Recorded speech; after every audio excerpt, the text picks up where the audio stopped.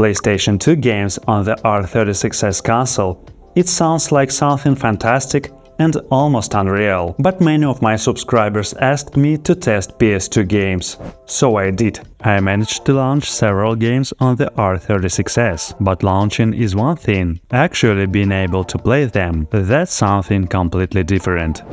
In one of my previous videos, I showed you the process of installing LineageOS on the R36S console. Basically, it's an Android operating system, which allows you to install a PlayStation 2 emulator. By the way, you can install LineageOS on your own console using the tutorial linked in the description box. The most important part is the emulator settings. I ran all the games on the absolute lowest graphics settings. Let me show you all the settings in more detail. And by the way, these settings are suitable for any weak processor, so you can use them on the other consoles where PlayStation 2 games struggle, for example the iNeo Pocket Air Mini or the Mangmi Air X. In General tab, I didn't change anything, the only thing I enabled was show FPS in the on-screen display section. Next, we move to the System tab. In the Performance section, you need to change the EE cycle rate. I set it to the minimum value of the 50%. This reduces CPU load, making emulation lighter. Then there is the EE cycle skip parameter. I set it to the maximum value. This helps achieve smoother FPS on a weak processor, but it makes the gameplay feel more choppy. Positive values from 1 to 3 are typically used to improve performance on weaker devices, making the game appear faster even if the actual FPS is low. These two parameters work together and provide maximum performance on weak CPUs. Now let's move to the graphics section. Under rendering, you need to change the GPU render. I recommend setting it to Vulkan. The next important parameter is upscale multiplier. Since my processor is very weak, I select the lowest possible value. This significantly reduces the load on the system. Scroll down to the game display section. Here I enable threaded presentation. Since we have a Mali G31 GPU, this should slightly improve performance. Next, go to the Audio tab. Here I recommend changing the synchronization mode to async mix. This isn't mandatory, but since most games have significant audio delay, this setting improves sound quality in my opinion and makes it less stuttery and broken. These are all the main settings. Now we can move on to the game tests. And before we continue, please take a moment to like this video, subscribe to the channel and leave a comment.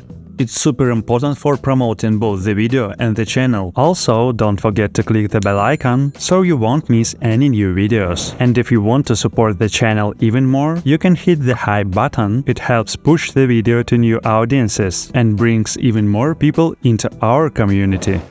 Let's start with the heavier titles. Gauntlet, Seven Sorrows. Isometric perspective, not the most complex engine, and overall the game should not put too much stress on the processor, but from the very first seconds we see catastrophically low FPS. It's simply unplayable.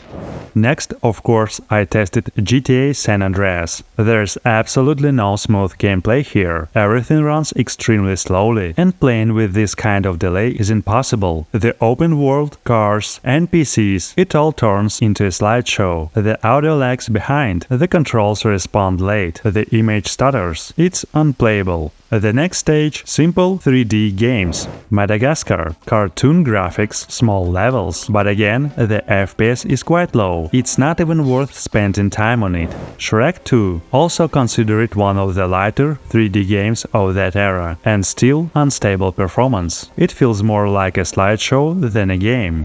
Lego Star Wars. I honestly hope this one would run better, since Lego games are usually more stable on other platforms. But from the very beginning, we see the same low FPS. It's uncomfortable to play. With all these games, I constantly feel like the system just can't handle it.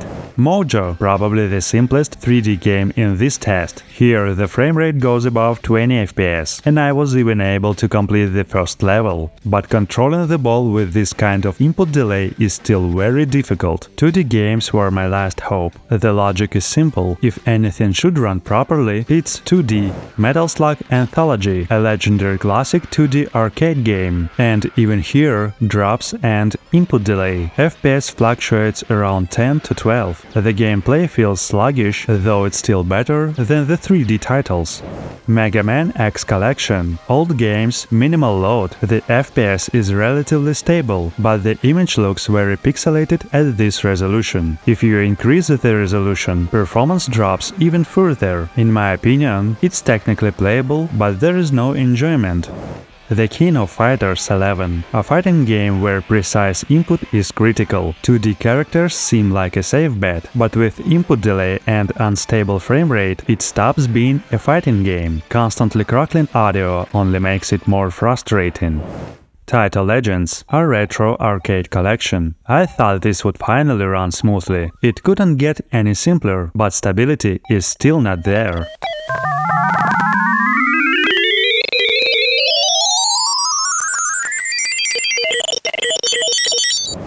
Super Buster Move 2, the simplest game in the lineup and the only one that genuinely surprised me. It doesn't run perfectly smooth, but compared to everything else, it's actually comfortable to play. This is the only title that achieves somewhat reasonable performance. FPS often reaches 50 and even 60. It's impressive. Technically, you could make a bold statement that PlayStation 2 games are playable on the R36S, and I've proven it. In debates, you could even use this game as an argument, but in that case, you'd probably want to stay quiet about the nuances. It's important to understand that the issue isn't the emulator settings and not even the chip itself, it's that the hardware simply can't handle the heavy workload of PS2 emulation.